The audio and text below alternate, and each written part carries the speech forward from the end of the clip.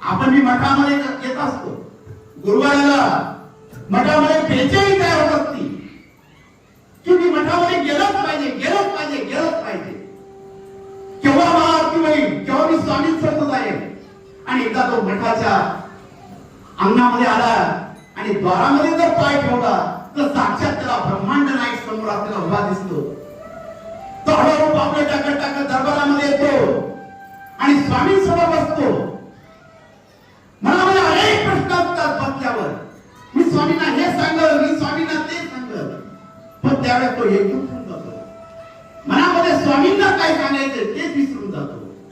काही त्याच्यामध्ये भाव निर्माण जो होतो की मी स्वामींशी एकरूप झालेलो आहे, मला का मागायची गरज आहे, त्याला सर्व ठाऊक आहे मला काय हवंय. म्हणून त्यावेळेस तो सर्व मागायचं विसरतो आणि त्याला हात धरून एकच मागतो, स्वामी तुमचा आशीर्वाद हवाय मला, मला काहीच नको. आणि त्यावेळेस त्यांचा आशीर्वाद आला ना, त्या भक्ताला आयुष्य